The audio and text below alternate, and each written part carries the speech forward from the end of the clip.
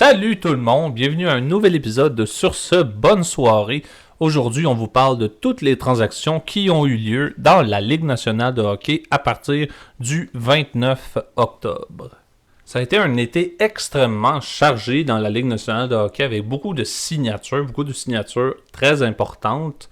Et le 29 octobre a commencé les transactions et la première personne à avoir été transigée, c'est Olli Maatta qui a pris la direction du club de hockey de l'Utah. Et les Red Wings de Détroit, eux, qui ont reçu en échange un choix de 3e ronde en 2025. Ce qui est malheureux pour le club de hockey de Utah et Olli Maatta, dans le fond, c'est qu'on a appris dans les derniers jours qu'Olli Maatta s'était fait opérer puis il va manquer de 8 à 9 mois.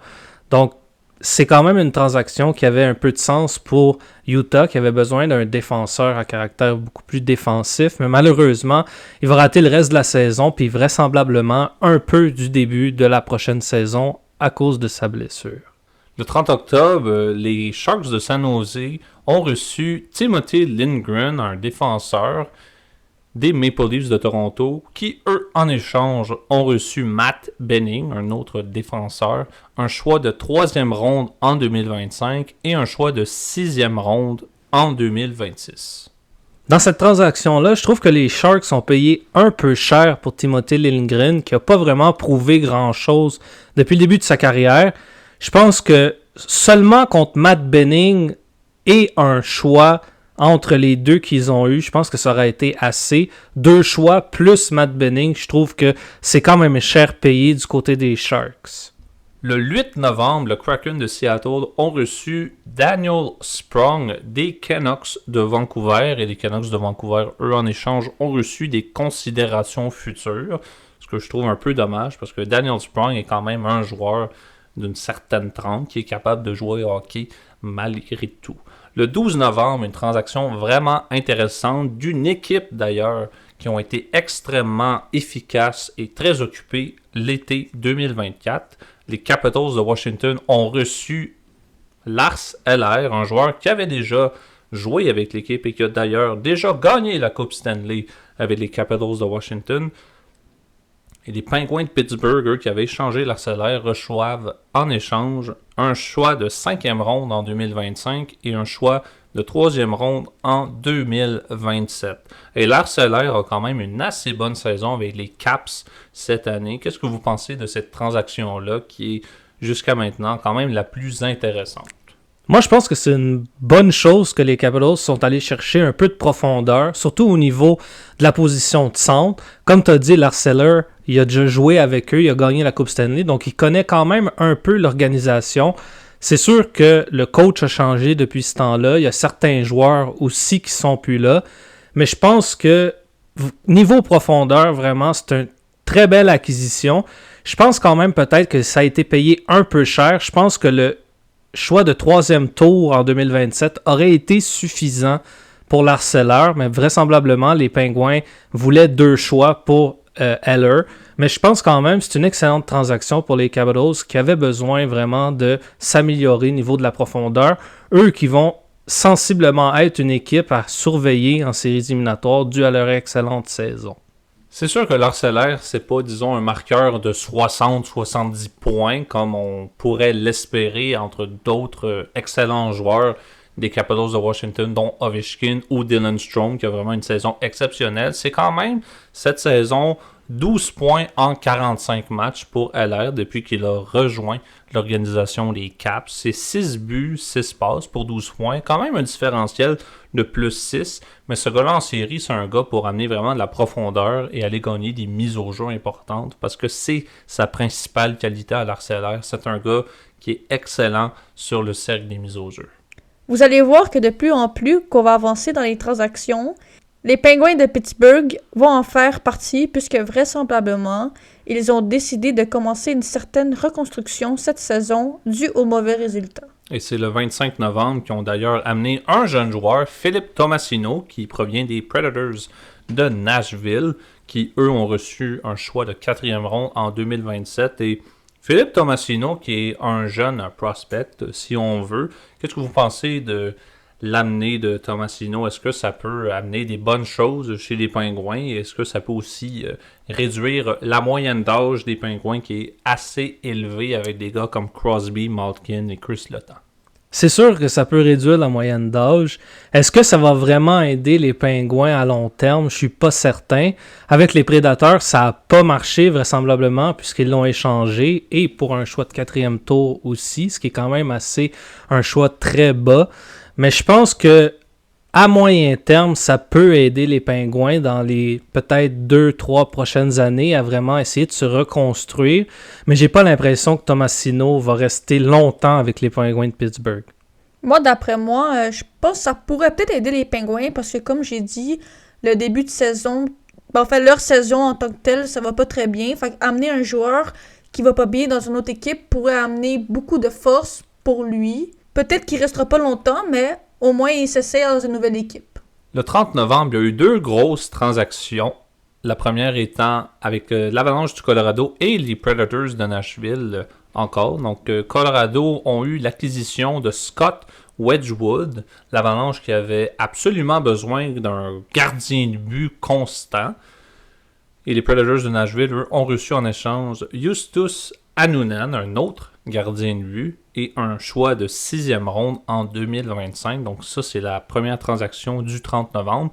La deuxième est une très importante aussi. Le Wild du Minnesota, eux, qui ont acquis David Jiricek, un défenseur, et un choix de 5e ronde en 2025 des Blue Jackets de Columbus, qui, eux, en échange, ont reçu Damon Hunt, un choix de 1er ronde en 2025, un choix qui sera conditionnel, un choix de 2e ronde en 2027, un choix de 3e ronde en 2026, ainsi qu'un choix de 4e ronde aussi en 2026. Donc vraiment une grosse transaction pour un très gros joueur en Damon Hunt, qui risque d'être quand même un défenseur à surveiller dans les prochaines années.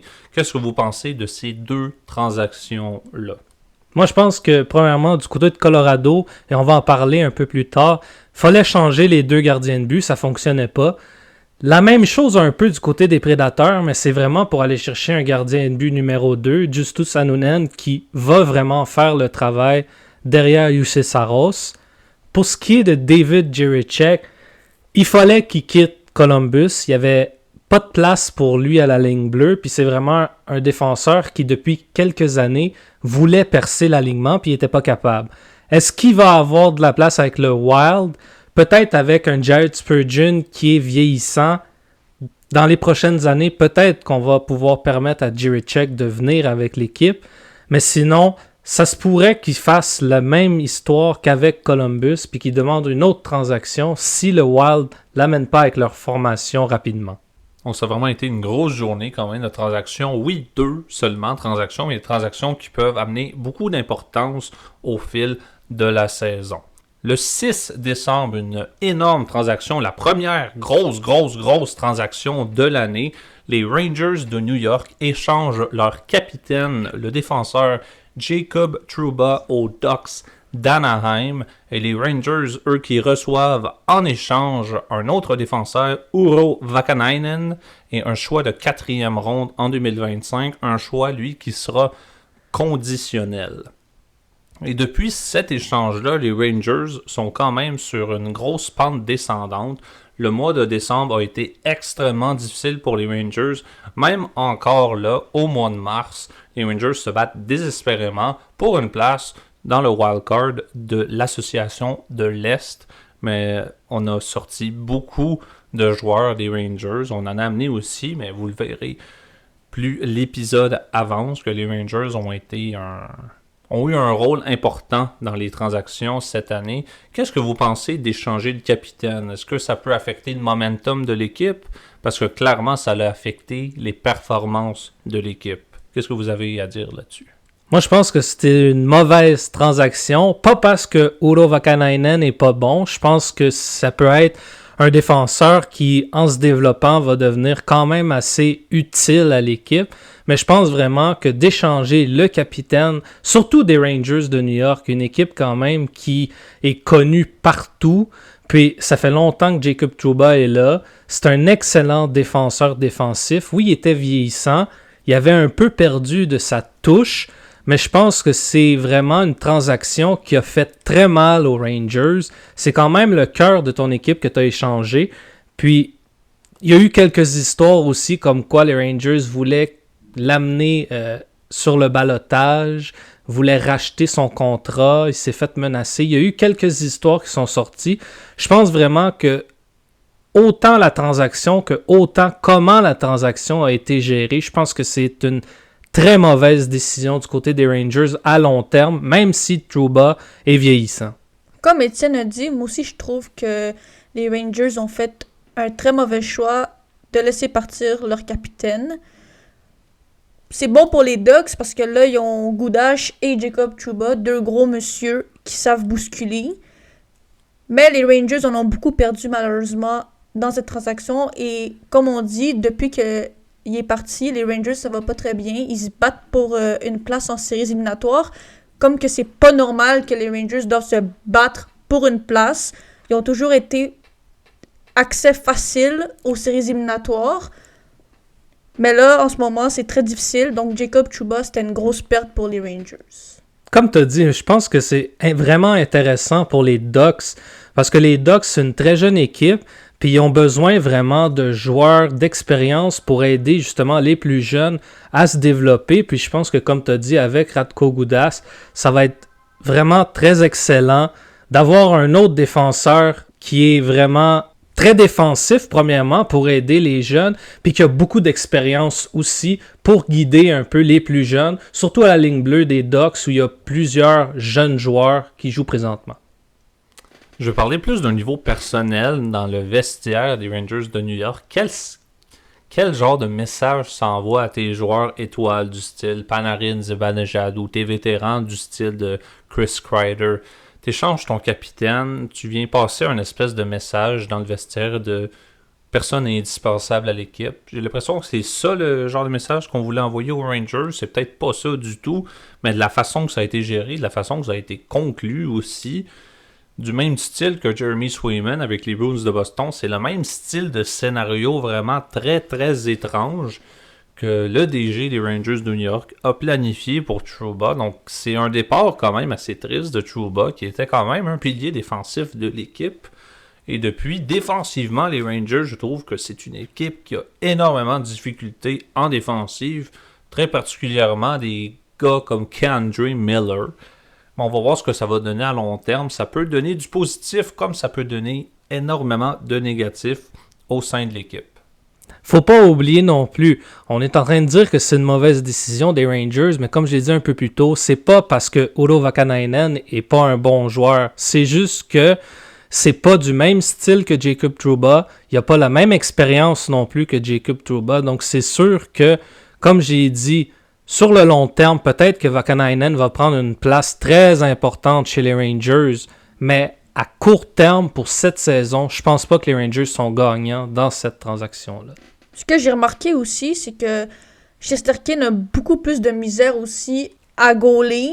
Je trouve que défensivement, l'équipe a de la difficulté, donc ça fait mal aussi pour Shesterkin. Shesterkin, il fait des beaux arrêts, mais il a beaucoup de difficultés cette saison. Ça donne bien que tu parles des gardiens de but, Chloé, puisque notre prochaine transaction, ça parle énormément de gardiens de but. Le 9 décembre 2024, une grosse transaction, comme j'ai dit, de gardiens de but, aussi d'attaquants.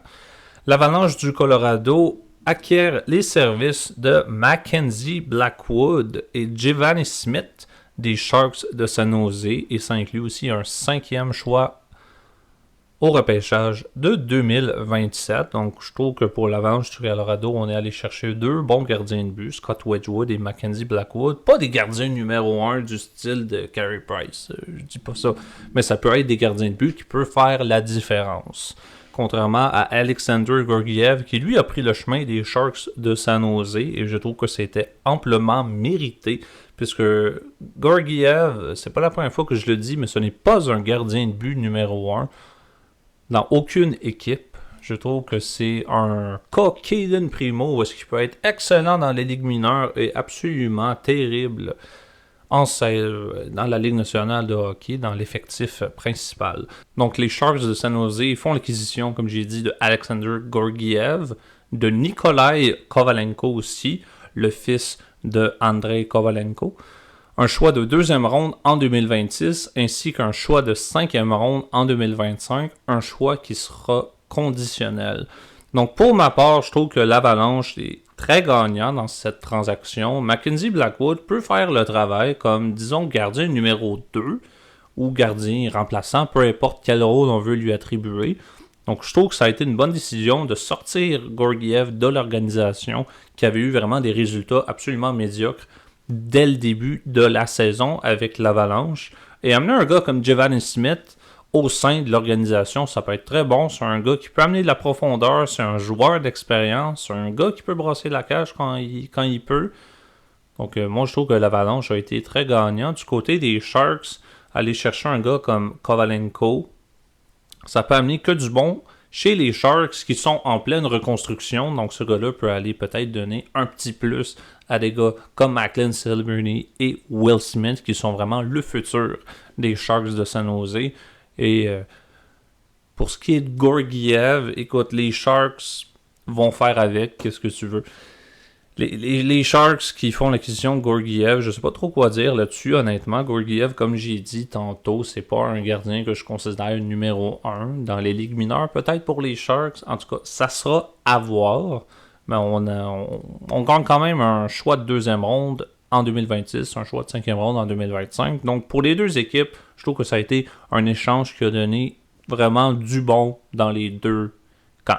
Moi aussi, je suis d'accord. Je pense que les deux équipes, à l'exception de Georgiev, je pense qu'ils sont gagnants. Du côté de Georgiev, j'ai l'impression que ça va être un candidat sûrement à se faire racheter son contrat ou à se faire rééchanger ou à se faire envoyer dans les mineurs, peu importe. Je pense que vraiment, on est allé chercher pour justement préparer la relève chez les Sharks. On sait que Yaroslav Askarov est dans les mineurs. C'est lui qui devrait normalement être le gardien futur et numéro 1 des Sharks de San Jose. Pour ce qui est de Kovalenko, c'est un très jeune joueur, très polyvalent. Ça va être excellent pour les Sharks dans le futur.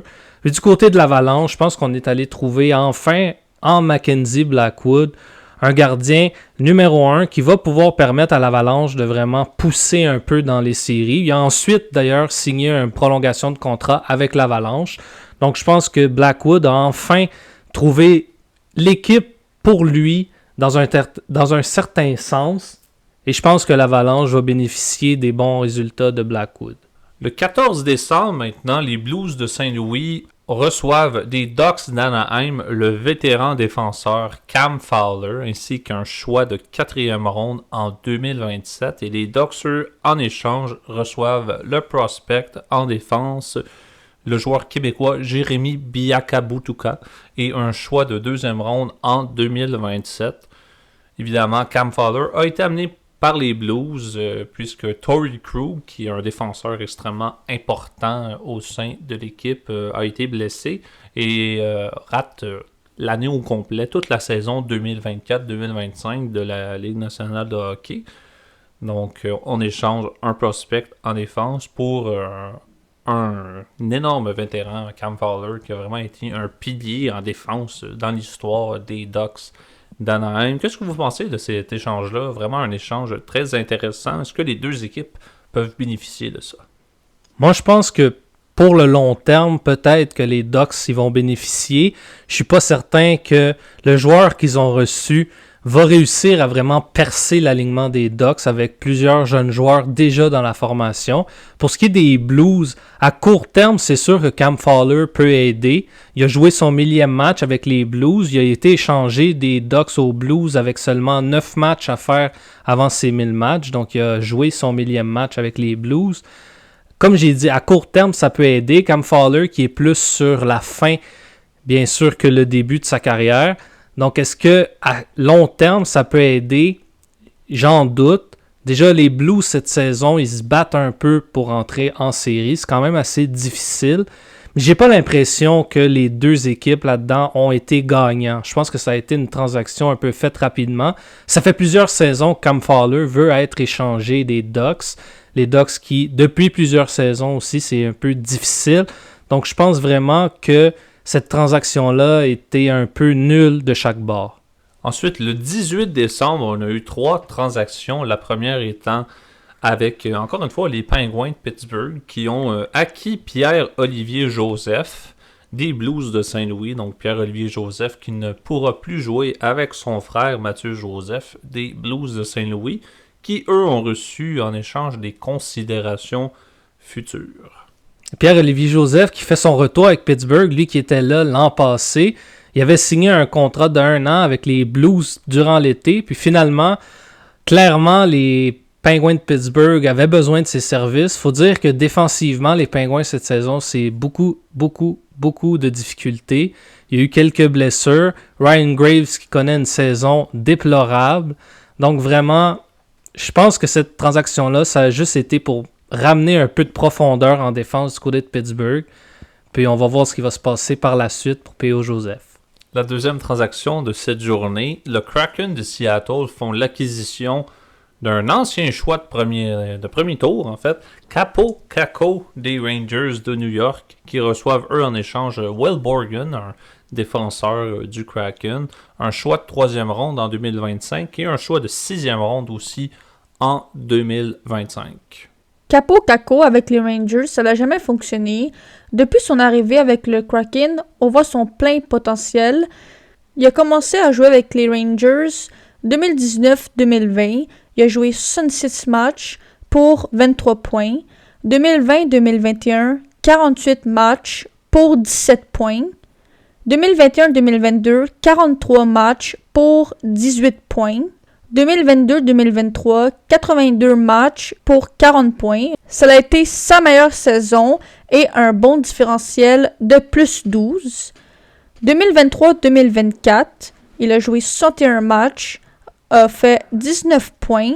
Et au début de la saison 2024-2025, avant de se faire échanger pour les Kraken, il a joué 30 matchs avec les Rangers pour 14 points. Et depuis son arrivée avec Kraken, il a fait 32 matchs avec 22 points.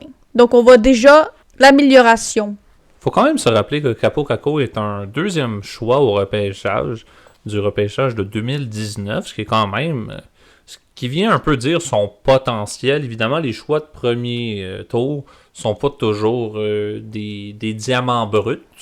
Mais dans le cas de Kaapo Kakko, moi, ce que j'ai remarqué, c'est qu'il ne fitait pas avec les Rangers de New York, avec le système. Mais avec le Kraken, comme Chloé a dit, c'est 22 points en 32 matchs. Oui, un différentiel de moins 9. Le Kraken qui a un peu plus de difficultés en défensive. Mais quand même, un excellent début avec le Kraken. Donc, je pense que lui peut bien fitter avec ce système-là et pourrait potentiellement amener le Kraken vers une deuxième participation en série éliminatoire. Moi, si je reviens sur la transaction au complet, je pense que du côté et du Kraken et des Rangers, c'est une bonne chose pour les deux. Comme on a dit, Kaapo Kakko va extrêmement bien avec Seattle. Dans le futur, ça va être un joueur, je pense, très important pour eux. Il a de l'air de bien fitter avec l'équipe. Puis du côté des Rangers, Will Borgen en défensive, lui pourrait prendre vraiment plus la place d'un Jacob Trouba qui est parti. C'est un défenseur beaucoup plus fiable qu'Uro Vakanainen, qui est beaucoup plus jeune. Quoique les deux sont quand même très jeunes. Donc je pense que du côté des deux équipes, ça a été une très bonne transaction. La dernière transaction du 18 décembre, les Canadiens de Montréal qui ont acquis le défenseur défensif Alexandre Carrier des Predators de Nashville qui ont reçu en échange Justin Barron. Je trouve que le Canadien de Montréal, on le voit encore aujourd'hui, qu'Alexandre Carrier vraiment lui fit avec notre système défensif à Montréal. C'est un excellent défenseur qui a eu quand même des bons matchs, certains moins bons matchs, mais je trouve que Barron devait vraiment prendre la porte de sortie de l'organisation. Oui, lui, l'année passée, a vu quand même une assez bonne saison pour les buts, si on veut, pour un défenseur, mais Barron, défensivement, était un problème, et je trouve qu'amener Carrier, ça a été vraiment un des meilleurs échanges qu'on aurait pu faire pour aller chercher un défenseur défensif. Et on l'avait dit, avant qu'il se fasse échanger, que le Canadien avait besoin d'un défenseur défensif. Pour moi, je trouve que Justin Barron, il fitait pas trop avec le Canadien. Je trouve que, oui, des fois, il était un peu présent, mais je trouve qu'il était plus absent, c'était plus un fantôme. Mais depuis l'arrivée de Carrier, je trouve que notre équipe est beaucoup mieux. Les Canadiens de Montréal vont beaucoup mieux. On a beaucoup plus de victoires. On a eu une série de 5 victoires consécutives récemment. Je trouve qu'il est beaucoup défensif. Il est pas gros, mais il fait des grosses mises en échec aussi. Il bloque des tirs. Je trouve qu'il est vraiment présent avec l'équipe. Puis même lui, il était très content de venir avec nous. Il était même excité. Il voulait jouer avec nous, puis ça paraît très bien. Parce que comme je dis, depuis son arrivée, l'équipe va beaucoup mieux. Côté défensivement. On se fait compter un peu moins de buts aussi, je trouve. Fait que Montembeault ou Daubèche, ils ont beaucoup moins de difficultés depuis son arrivée. Donc moi, je trouve que c'est une très belle acquisition. Je trouve que Carrier, pour moi, il est vraiment bon, puis je l'aime beaucoup dans notre équipe. Moi, je pense vraiment, puis je l'avais dit dans certains autres épisodes, qu'il fallait absolument aller chercher un défenseur à caractère plus défensif qu'offensif. C'est vraiment ça qu'on a fait dans cette transaction-là. Carrier vient vraiment aider un Caden Gooley puis un David Savard. On avait besoin vraiment d'un troisième joueur à caractère défensif qui peut quand même amener de l'attaque à certaines occasions, comme on l'a vu. Donc, je pense vraiment que le Canadien a vraiment été gagnant dans cette transaction-là. Du côté de Justin Barron, il y avait beaucoup de lacunes en défensive. C'est un défenseur très offensif, mais défensivement, ça faisait vraiment pitié, si je veux dire. Fitait pas vraiment avec l'organisation. Il avait signé un contrat avec nous pendant l'été, une prolongation de contrat, mais ça n'a pas vraiment bien marché au début de la saison. Puis je pense que du côté des Prédateurs, ça peut peut-être être un joueur intéressant, mais c'est quand même déjà sa troisième équipe depuis son arrivée dans la Ligue nationale. Il est quand même très jeune, après avoir passé avec nous et l'Avalanche. Maintenant, il est avec les Prédateurs de Nashville. Donc ça reste à voir pour lui. Mais du côté du Canadien et d'Alexandre Carrier, je pense que sur le long terme, ça peut être extrêmement bénéfique d'avoir fait cet échange-là. Surtout que le Canadien, présentement, on commence à avoir beaucoup d'améliorations dans les résultats, dans la façon de jouer aussi. Donc défensivement, c'est un atout exceptionnel à avoir en défense. Et tu parlais de l'Avalanche du Colorado il y a quelques secondes et on va vous parler d'un des plus gros échanges probablement de la décennie. Le 24 janvier 2025, l'Avalanche du Colorado ont fait l'acquisition, et ça c'est un échange à 3 équipes. Donc ça inclut les Hurricanes de la Caroline, l'Avalanche, et les Blackhawks de Chicago. Donc l'Avalanche, eux, ont reçu Martin Necas des Hurricanes de la Caroline, Jack Drury, un choix de 2e ronde de 2025, un choix de 4e ronde en 2026. Les Hurricanes de la Caroline, eux, ont reçu l'excellent ailier Mikko Rantanen de l'Avalanche du Colorado, ont aussi reçu le joueur Taylor Hall des Blackhawks de Chicago, ainsi qu'un prospect, Nils Jontorp. Et Chicago, eux, en échange, ont reçu simplement un choix de 3e ronde en 2025. Et vraiment, je trouve que Colorado, depuis le mois de janvier, font vraiment des échanges qui ne peuvent qu'améliorer leur équipe. Je vais vous parler un peu de Martin Necas. En 49 matchs cette année avec les Hurricanes, c'est 16 buts, 39 passes pour 55 points, un différentiel de plus 4. Vraiment, Necas a été vraiment, ça a été une belle histoire cette année.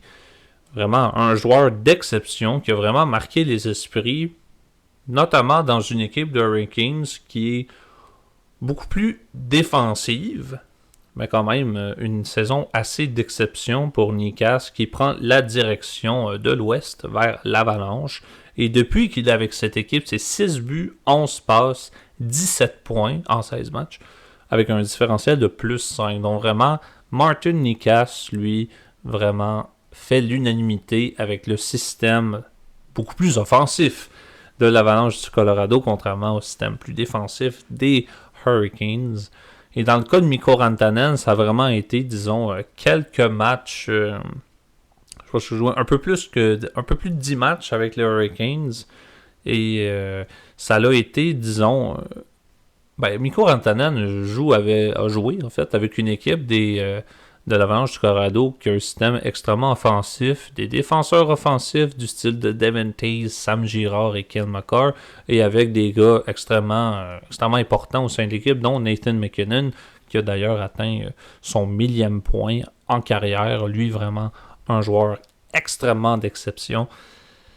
Mais pour Mikko Rantanen, quand j'ai vu cet échange-là, je me suis dit, waouh, c'est un gros échange, mais il ne finira pas l'année avec les Hurricanes de la Caroline. Tout le monde autour de la table est d'accord ici, évidemment, parce que Mikko Rantanen est un gars qui marque des buts et un gars qui fit avec une équipe qui joue offensif, et c'est vraiment pas le cas des Hurricanes de la Caroline.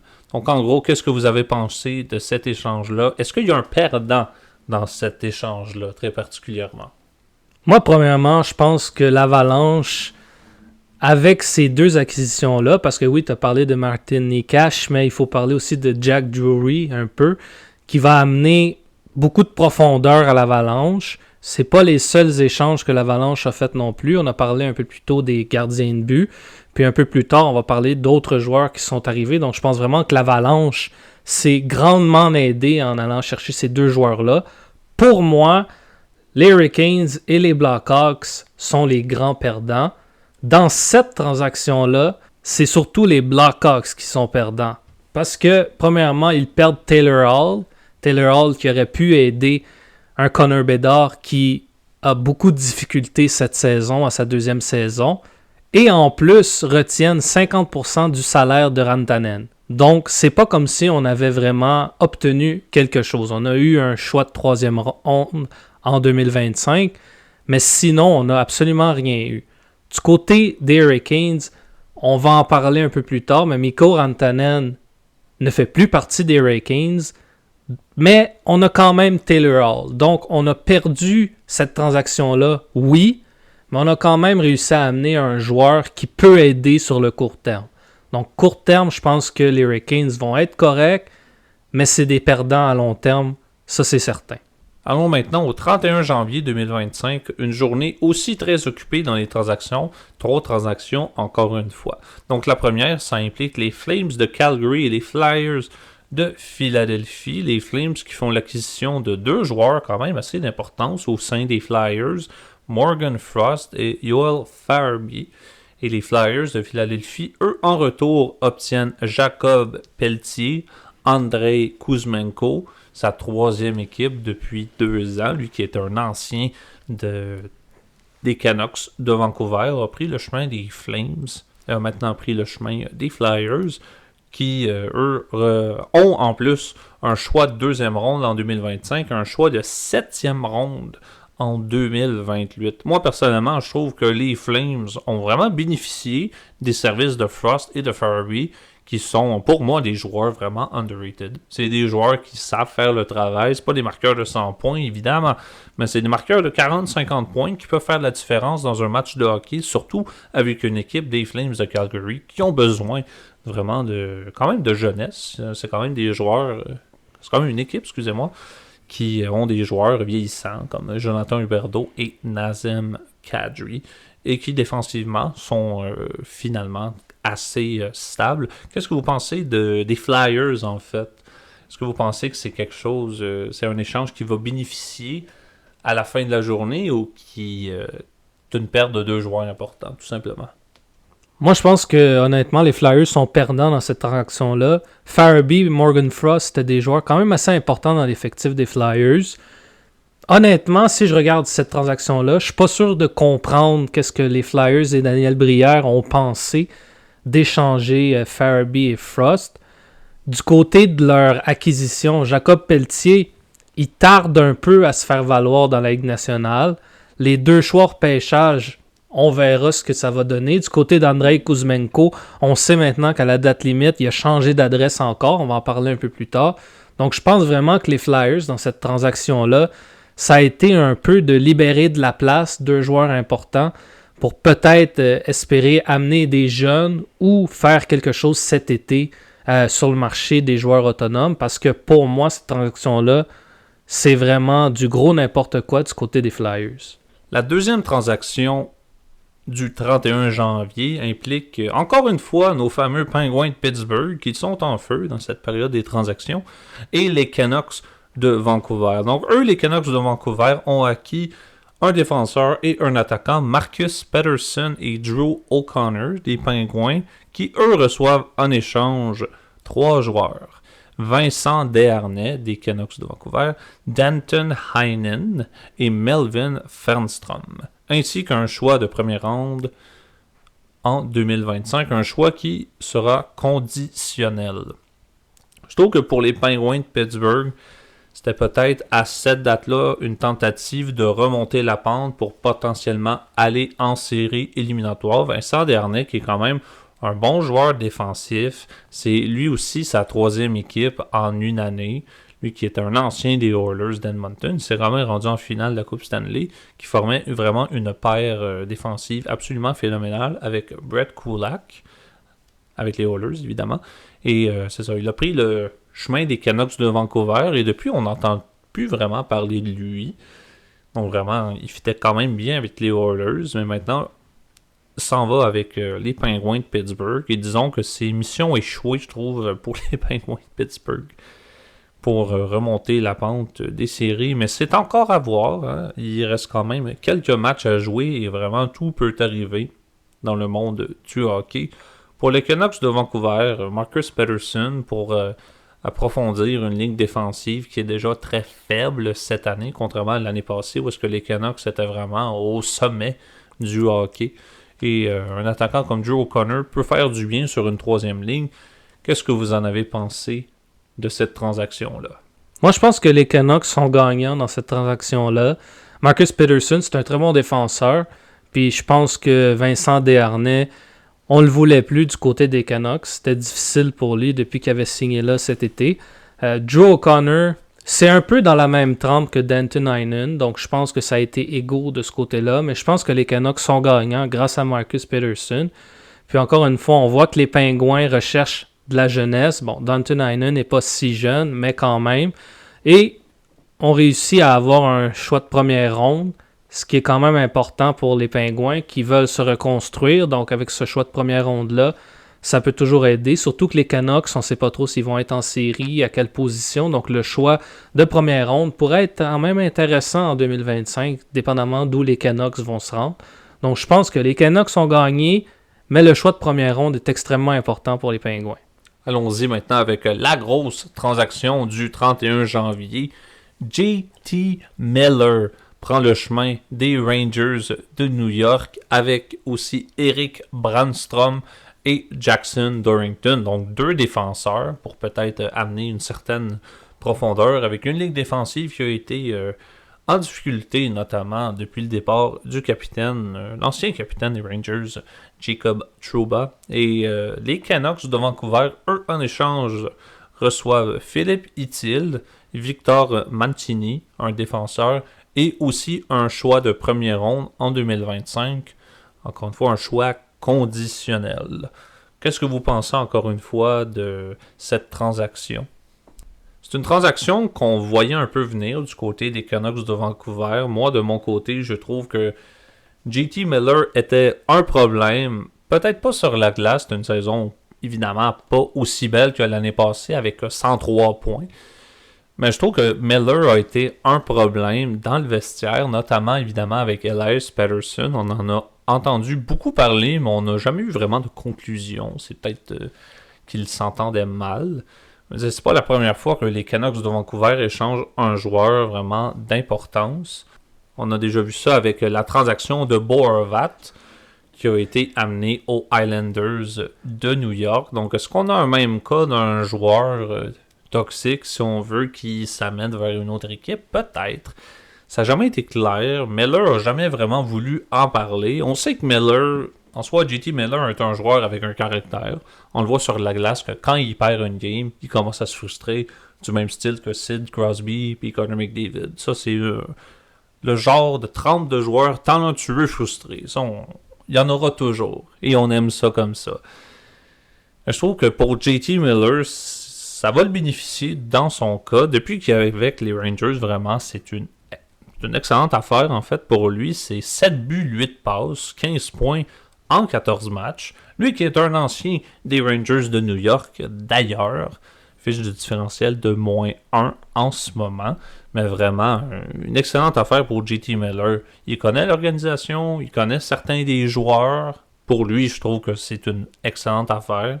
Comme j'ai dit tantôt, Brannstrom et Dorrington, deux défenseurs de troisième paire, peut-être.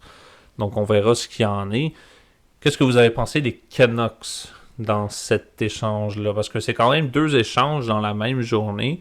On amène, oui, Pettersson et Drew O'Connor. On se débarrasse de Desharnais, Denton Heinen pour amener Itil et Mancini. Pour, évidemment, sortir JT Miller de l'organisation, probablement pour de bon. Qu'est-ce que vous avez pensé des Canucks lors de cette journée du 31 janvier? Ben moi, je trouve que les Canucks sont perdants un peu. Je trouve que JT Miller, c'est un excellent joueur de hockey. Oui, il y avait un peu de chicane peut-être dans les vestiaires. C'est un peu un chialeur. Mais je trouve que JT Miller, c'est une grosse perte pour les Canucks. Et les 2 défenseurs qu'ils ont pris, Rangers, je trouve que ça va peut-être l'aider aussi leur défensive. Je trouve qu'ils en ont besoin. La défensive, c'est un peu difficile cette saison pour les Rangers. Ce qui est triste, c'est un peu Philippe Itil. Je trouve que lui aussi, c'est un bon joueur qui était pour les Rangers. Ça va sûrement y faire du bien d'aller avec les Canucks. Ça va peut-être aider aussi l'équipe. Ce qui est bon, c'est le premier round en 2025. Je trouve que les Canucks en ont besoin. Parce que, comme on dit, on ne sait pas s'ils vont faire les séries cette saison. Côté Canucks, c'est un peu plus difficile, mais je trouve que les Rangers, pour cet échange, ont gagné. Moi, je pense que vraiment les Canucks sur celle-là, autant j'ai dit avec Pettersson qu'il avait réussi à remporter la transaction avec les Pingouins, je pense que cette transaction-là a été remportée par les Rangers à plate couture. Philippe Itil, pour moi, je pense pas que c'est un joueur qui a réussi à se mettre au niveau qu'on attendait de lui quand on l'a repêché. Puis c'est vraiment ce qu'on a vu avec toute sa carrière avec les Rangers depuis qu'il est là. JT Miller, pour moi, honnêtement, je pense que j'aurais préféré du côté des Canucks garder JT Miller et échanger Elias Pettersson. Ça, c'est mon point de vue. Les Canucks en avaient clairement un autre. Ils ont décidé d'échanger Miller, comme tu as dit, Jay, à une équipe où il y avait déjà eu du succès et où il avait déjà joué. Donc pour lui, c'est pas vraiment un gros changement. Mais je pense vraiment que les Canucks, dans cette transaction-là, ont perdu. Et ils ont perdu un joueur qui, à long terme, aurait pu amener, comme un peu l'année passée, les Canucks quand même assez loin. Puis comme on voit, c'est pas Elias Pettersson pour le moment qui fait la différence pour les Canucks. Donc je pense vraiment que ça a été une très mauvaise transaction pour les Canucks, une excellente pour les Rangers. Et ça peut vraiment aider les Rangers sur le court terme cette saison et sur les saisons à venir, puisque Miller est encore sous contrat pour plusieurs saisons.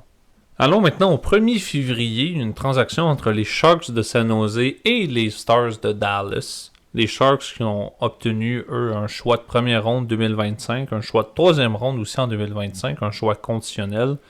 Les Stars, eux, qui ont reçu quand même 2 gros joueurs, Mikael Granlund et Cody Ceci. Pour moi, sans aucun doute, les Stars ont vraiment bien choisi leurs joueurs, ont bien choisi leur choix aussi, je dirais, gagnant vraiment de cette transaction-là. Mikael Granlund qui a quand même eu une assez bonne saison avec les Sharks, qui cet été sont quand même allés chercher quelques joueurs, dont Tyler Toffoli. Mais vraiment, Granlund avec les Stars, ça ne peut qu'être vraiment, pour améliorer ton top 6, vraiment, c'est excellent. Il peut aller jouer avec des gars comme Rupins, Jason Robertson, Wyatt Johnston. Et aussi, on vient ajouter un côté de plus en défensive avec Cody Ceci. Qu'est-ce que vous pensez des Stars parce que puisqu'on s'approche de la date limite de transaction, comment vous trouvez que les Stars gèrent leurs choses? Et notamment, comment vous pensez que les Sharks gèrent leur reconstruction en ajoutant encore un choix de première ronde pour le prochain repêchage? Ben moi, je trouve que les Stars ont bien fait cet échange. Cody Ceci, c'est un très bon défenseur. Et Michael Granlund aussi, c'est un bon attaquant. Et les Stars de Dallas, ils ont une très bonne équipe aussi. Tandis que les Sharks sont en reconstruction. Fait que pour moi, ils sont gagnants aussi parce qu'ils sont en reconstruction. Donc, première ronde, troisième ronde, c'est bon aussi. Ça va faire du changement dans l'équipe, ce qu'ils ont besoin parce que la saison est difficile pour eux. Fait qu'ils sont en reconstruction, donc ça va peut-être leur aider. Et les Stars, toujours une aussi belle équipe. Honnêtement, je pense que vraiment les Stars veulent vraiment faire un excellent push en séries éliminatoires. La saison dernière, ça s'était arrêté face aux Oilers. Cette saison, je pense que les Stars veulent vraiment se rendre jusqu'à la Coupe Stanley. C'est pas les seuls échanges qu'ils ont faits, on en parlera un peu plus tard, mais je pense vraiment que Granlund et Ceci, ça va vraiment les aider, surtout en série. C'est deux joueurs qui travaillent dur, qui sont excellents, autant en défensive qu'en attaque du côté de Granlund, puis défensivement, Cody Ceci est quand même assez fiable. Puis du côté des Sharks, je suis un peu d'accord avec Chloé.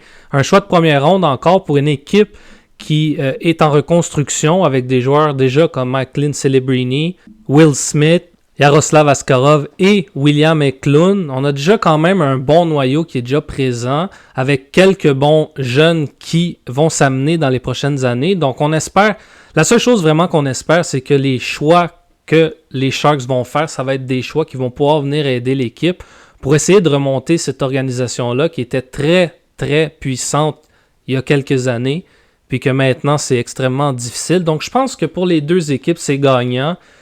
J'aurais aimé ça que Granlund peut-être reste avec les Sharks. Il y avait beaucoup de complicité avec Tyler Toffoli sur le premier power play.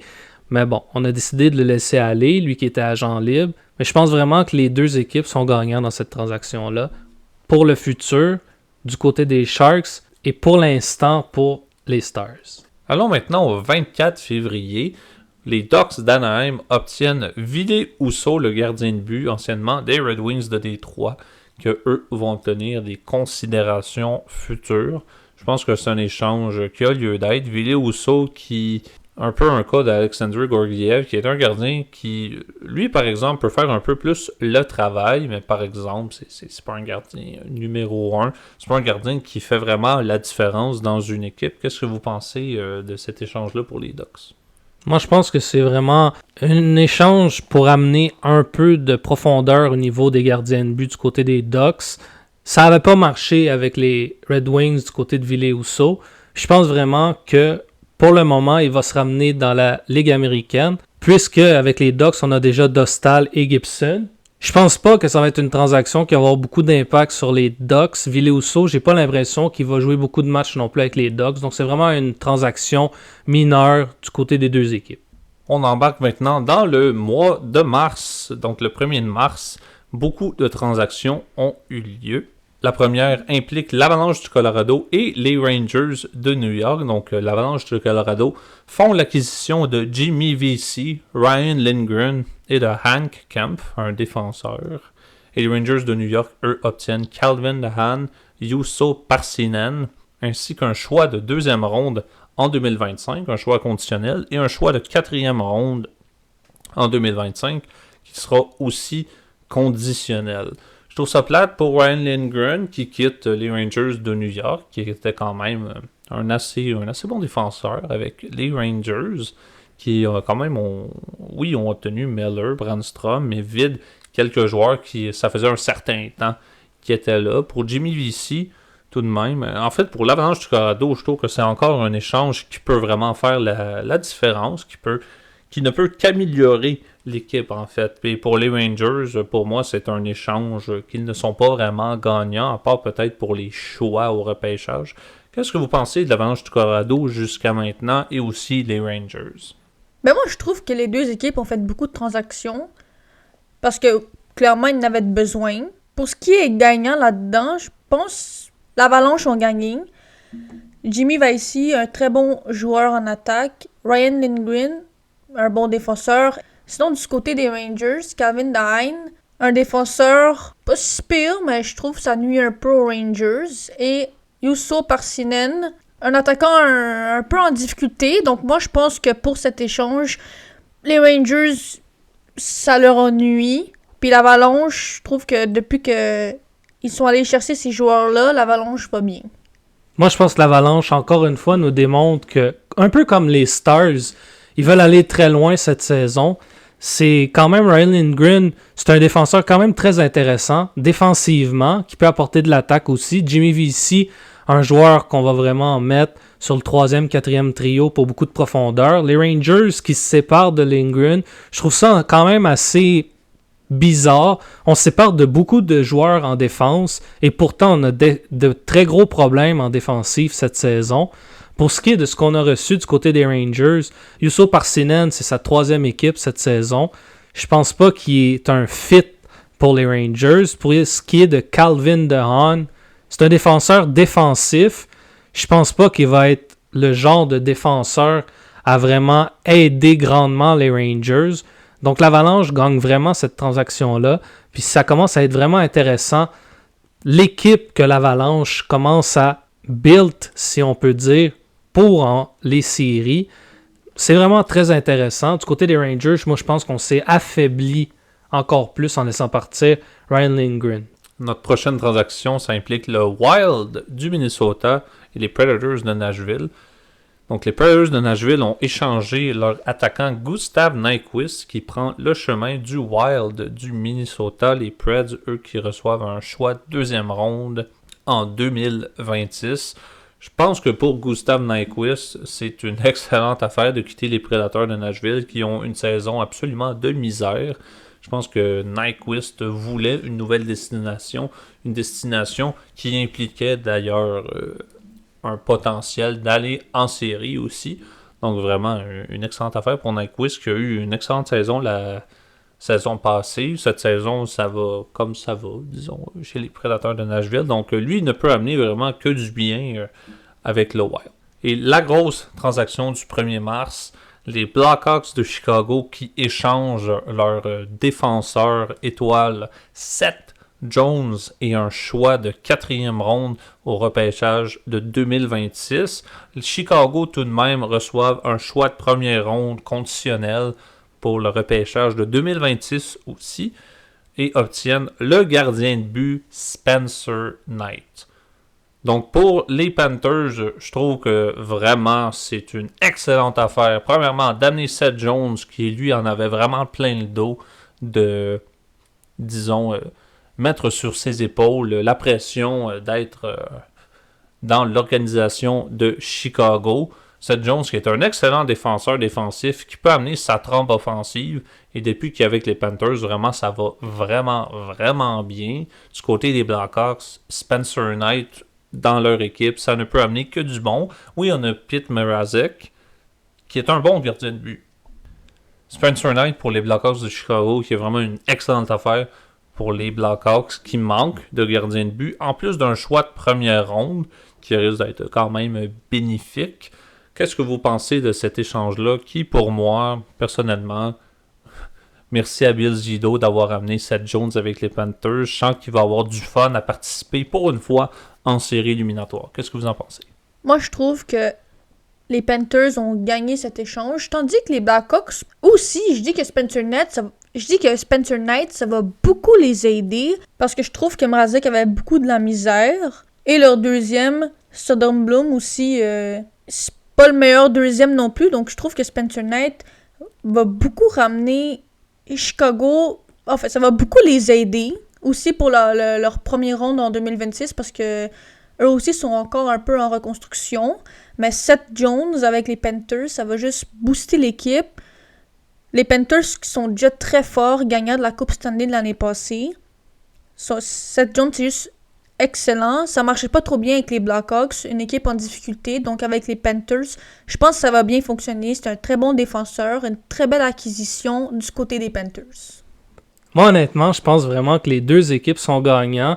Seth Jones avec les Panthers, c'est vraiment excellent. On avait besoin d'un défenseur à caractère offensif de plus du côté des Panthers. Puis on a réussi à avoir Seth Jones qui était probablement l'un des meilleurs défenseurs sur le marché. Mais du côté des Blackhawks, Spencer Knight, moi j'ai l'impression que Spencer Knight va prendre le filet des Blackhawks et vraiment devenir le numéro 1 pour le futur et vraiment amener cette reconstruction des Blackhawks à un autre niveau. Donc je pense vraiment que les deux équipes sont vraiment gagnants. Seth Jones, il lui reste encore beaucoup d'années sur son contrat avec les Panthers. Puis Spencer Knight, vraiment, je pense que ça va vraiment aider beaucoup les Blackhawks. Je pense que c'est une des meilleures transactions que j'ai vues autant pour les Blackhawks que pour les Panthers depuis longtemps. Une seule transaction pour le 4 mars, une transaction qui implique 3 équipes, les Oilers d'Edmonton, les Bruins de Boston et les Devils du New Jersey. Donc les Oilers qui font l'acquisition de 3 joueurs, Trent Frederick, Max Jones et de Peter Hauser. Les Bruins de Boston, eux, qui obtiennent Maximus Warner, un défenseur, un choix de 2e ronde en 2025 et un choix de 4e ronde en 2026. Et les Devils, eux, obtiennent Shane Lachance, un prospect, un attaquant. Donc, qu'est-ce que vous pensez de cette transaction-là? Là, on voit que les Bruins commencent à, disons, abandonner la course aux séries. Qu'est-ce que vous en pensez? Moi, je pense vraiment que cette transaction-là, comme tu as dit, ça fait en sorte que les Bruins commencent à abandonner un peu sur cette saison. Du côté des Oilers, je pense qu'on a vraiment gagné cette transaction-là. Trent Frederic, on sait qu'est-ce qu'il vaut, on sait qu'est-ce qu'il peut amener à une équipe. C'est un excellent joueur qui peut amener beaucoup l'aspect physique, peut amener de l'offensive aussi, très bon en défensive. Max Jones, lui, c'est un attaquant de puissance qui fait bien depuis son arrivée avec Edmonton. Pour les Bruins, comme j'ai dit, c'est décevant. On abandonne sur Frederic qui aurait pu rester avec eux, mais vraiment, on a préféré l'échanger. Du côté des Devils, c'est vraiment pour retenir un peu du salaire de Trent Frederic qu'on était dans cette transaction-là. Donc, je pense vraiment que les Oilers ont marqué beaucoup de points. Eux qui ont beaucoup de difficultés depuis le retour des 4 nations. Donc, on espère qu'avec ces transactions-là, ça va les aider un peu à remonter. Allons-y maintenant pour le 5 mars. Beaucoup de transactions aussi pour cette journée-là. Donc la première étant entre les Panthers et les Sharks. Donc les Panthers font l'acquisition de Vitek Vanecek, le gardien de but. Et les Sharks, eux, obtiennent Patrick Gills dans cette transaction. Ensuite, on a pour les Sharks de San Jose encore et les Penguins de Pittsburgh. Donc, les Sharks obtiennent Vincent Desharnais, lui qui s'est fait encore échanger. Et Pittsburgh, eux, obtiennent un choix de 5e ronde en 2028. Donc, dans quelques années quand même. Donc, c'est dommage pour Desharnais qui va devoir... mais qui peut quand même peut-être amener un peu plus en défensive du côté des Sharks qui en ont besoin. Une première transaction quand même assez majeure. Les Prédateurs de Nashville obtiennent l'attaquant Michael Bunting et un choix de 4e ronde en 2026. Et c'est avec une transaction avec les Penguins de Pittsburgh qui, eux, obtiennent Tommy Novak ainsi que Luke Schenn. Qu'est-ce que vous pensez de cette transaction-là pour les Penguins particulièrement? Est-ce que c'est une transaction qui nous encourage à pousser pour les séries ou c'est une transaction qui amène de l'expérience? Au début, moi, je pensais que ça aurait pu amener un peu d'expérience avec Luke Schenn, mais maintenant qu'on sait que Luke Schenn est parti de Pittsburgh, je pense vraiment qu'on a juste voulu amener un jeune joueur en Tommy Novak, puis qu'on a vraiment abandonné sur le cas de Michael Bunting. Je pense vraiment que c'est une transaction que les Prédateurs vont gagner dans le futur avec Bunting, qui, selon moi, est signé à long terme encore. Et du côté de Tommy Novak, c'est un peu comme le cas de Philippe Tomasino un peu plus tôt, avec ces deux mêmes équipes aussi. Je pense que pour le court terme, ça va être bien, mais le long terme, je ne suis pas très certain. Si on revient sur la transaction de Vitek Vanecek, ça va être le gardien numéro 2 qui va remplacer Spencer Knight, qui ont donné aux Blackhawks. Donc, pour les Panthers, je trouve que c'est une bonne transaction. Ça va aider Bobrovsky, donc c'est bien pour les Panthers. On a aussi un Bobrovsky qui est quand même vieillissant, il n'est plus jeune, extrêmement performant tout de même, mais quand même vieillissant, donc on tente, j'imagine, pour les Panthers d'amener une certaine relève, mais on risque d'avoir peut-être quelques difficultés dans quelques années au niveau de la cage, mais c'est encore à voir. La grosse transaction du 5 mars maintenant, une autre transaction à 3 équipes qui implique le Lightning de Tampa Bay, le Kraken de Seattle et les Red Wings de Détroit.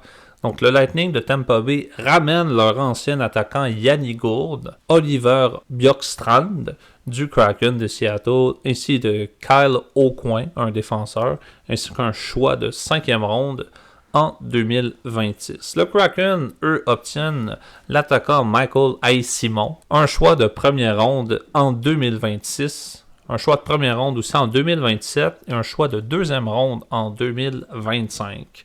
Donc vraiment une grosse transaction avec beaucoup de choix de première ronde, un choix de 2e ronde. Donc on verra ce que ça va donner pour le Kraken qui veut, j'imagine, build leur roster un peu plus. Et pour les Red Wings, ils obtiennent simplement un choix de 4e ronde en 2025, un choix qui est conditionnel. Donc, pour le Lightning de Tampa Bay, c'est vraiment une transaction extrêmement importante. Eux, depuis le retour de la compétition des 4 nations, vraiment, qui sont sur une méchante stretch, comme on dit. Vraiment une équipe qui performe extrêmement bien, qui est solide sur le power play, sur l'infériorité numérique, sur le 5 contre 5. Une des seules équipes qui les ont battus, par exemple, c'est les champions de la Coupe Stanley, les Panthers de la Floride. Mais vraiment, on ramène Yannick Gourde qui a gagné 2 coupes avec Tampa Bay. Qu'est-ce que vous pensez du plan d'attaque de Tampa Bay en ce moment? Moi, je trouve que Tampa Bay, ça va super bien. Yannick Gourde qui revient à la maison, donc ça va faire du bien à Yannick Gourde. Du côté de Kraken, c'était un peu difficile cette saison, donc Yannick Gourde doit être content d'aller avec Tampa Bay. Tampa Bay qui sont sûrs de faire les séries éliminatoires cette saison. Moi, je suis d'accord avec toi. Je pense que le retour de Yannick Gourde avec Tampa Bay, c'est excellent. Il va apporter beaucoup de profondeur sur le 3e ou 4e trio en tant que centre. Oliver Bäckstrand, très bon marqueur, va pouvoir amener beaucoup d'aide au Kucherov, au Getzel, au Braden Point. Donc, c'est une excellente transaction du côté du Lightning de Tampa Bay et de Julien Brisebois, encore une fois, qui fait de la magie. Du côté du Kraken, je trouve que c'est une bonne transaction aussi. Oui, on perd 2 joueurs importants de la formation, mais on amène un Michael Eyssimont qui, quand même, est capable de belles choses. Puis, on obtient 3 choix au repêchage. Donc, c'est quand même excellent pour le futur du Kraken. Et Tampa Bay, eux, sont allés un peu pour maintenant et un peu pour le futur, puisqu'on sait que Bäckstrand et Gourde devraient rester normalement avec l'équipe après la saison. Mais honnêtement, je pense que cette transaction-là est excellente pour les 2 équipes au court et long terme. Allons-y maintenant pour le 6 mars. Je vous rappelle que la date limite de transaction était le 7, donc on commence vraiment à avoir des transactions de plus en plus intéressantes. Commençons avec la première transaction. Les Panthers de la Floride ont obtenu Kaapo Kähkönen des Jets de Winnipeg, qui eux ont reçu en retour Chris Driedger. Donc encore une fois, les Panthers qui ont obtenu 2 gardiens de but jusqu'à maintenant, ce qui ne peut qu'être bon pour le futur dans la cage, comme j'ai dit, avec un Bobrovsky qui vieillit.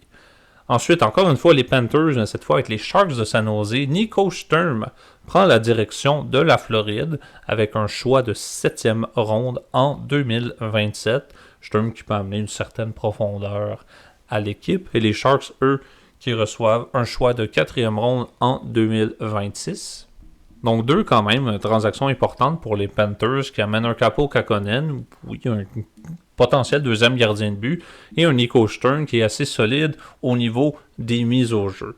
Qu'est-ce que vous pensez des 2 transactions des Panthers? Moi, je pense vraiment que les Panthers, eux aussi, veulent tenter de pousser pour les séries et de retourner en finale la Coupe Stanley.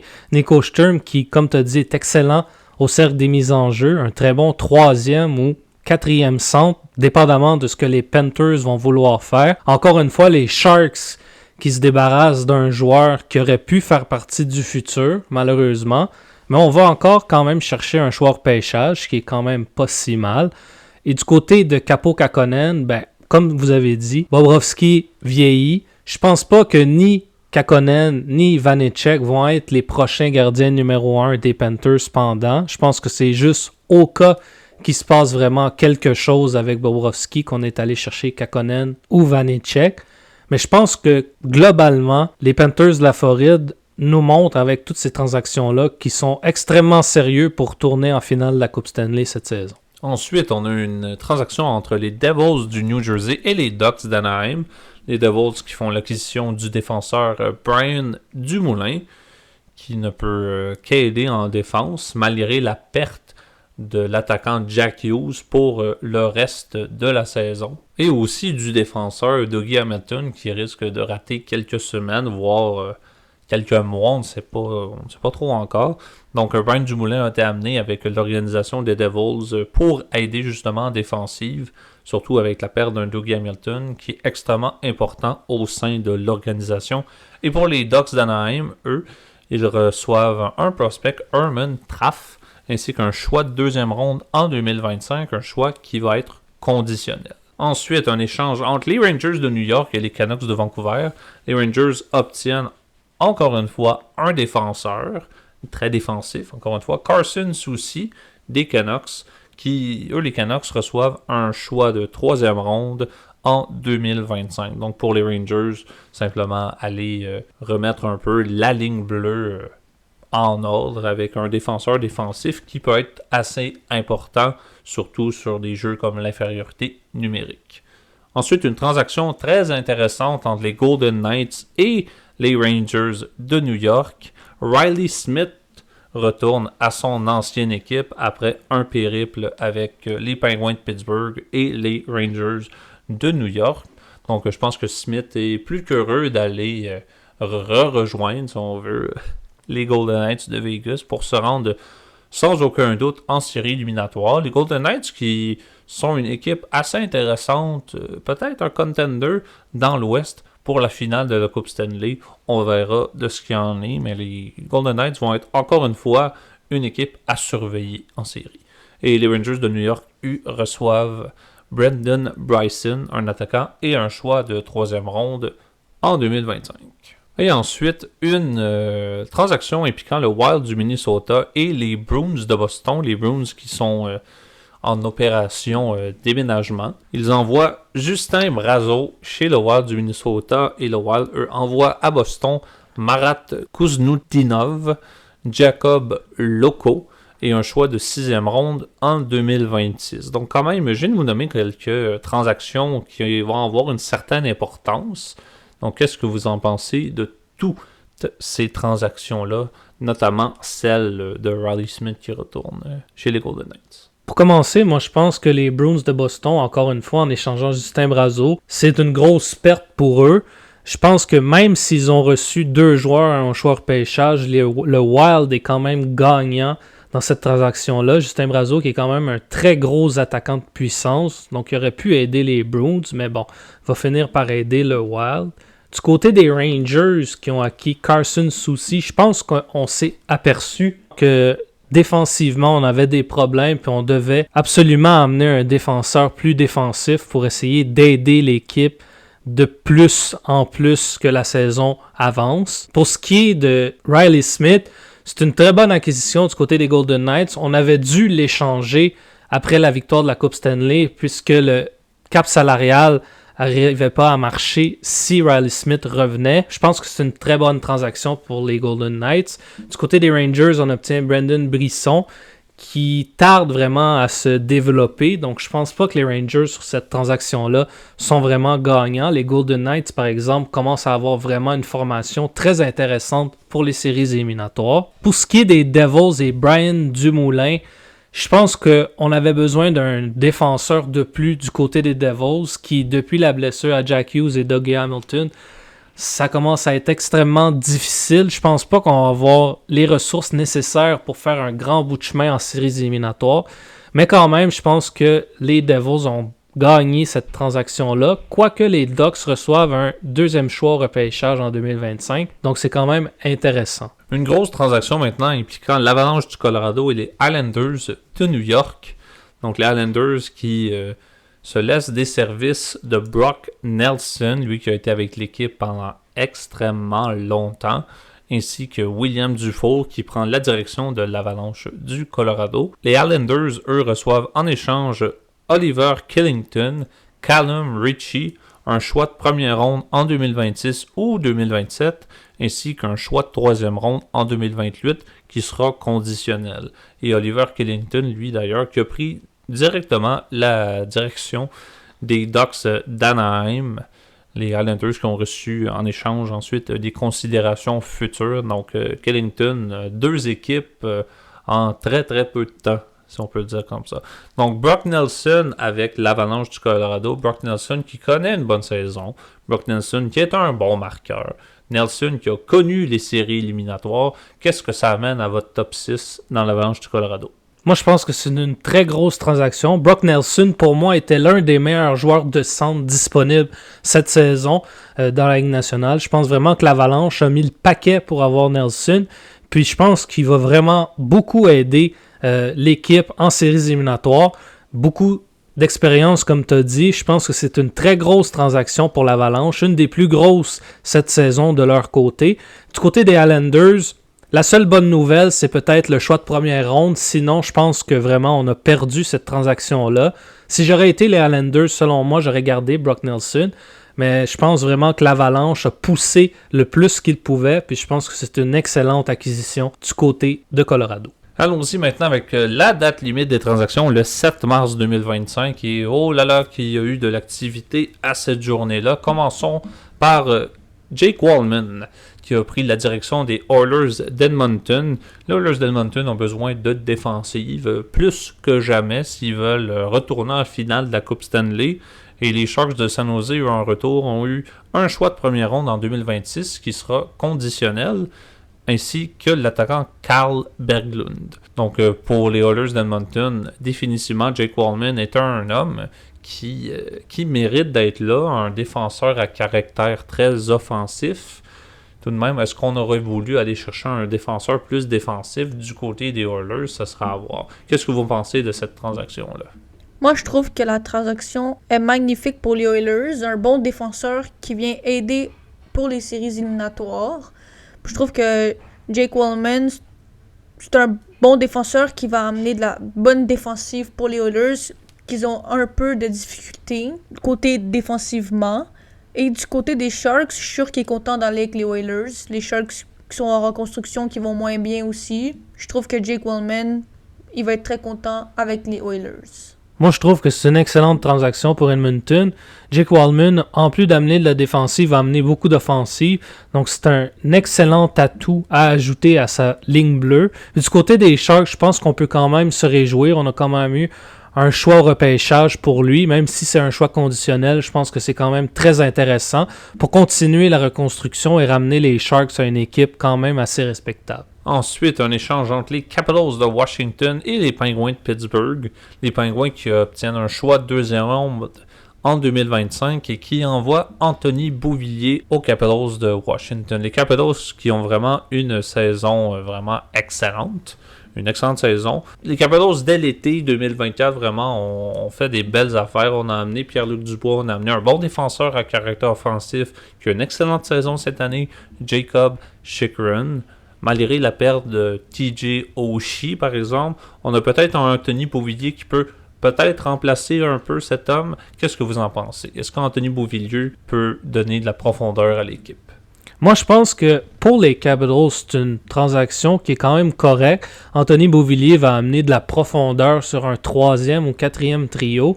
Mais je pense, par exemple, que le retour qu'on a cédé aux Pingouins, c'est un peu élevé. Un choix de deuxième ronde en 2025 pour un Anthony Beauvillier qui a, disons, de la difficulté à produire depuis quelques saisons. Je trouve que c'est cher payé, mais ça peut quand même apporter, comme je l'ai dit, beaucoup de profondeur sur un troisième ou quatrième trio pour les Capitals.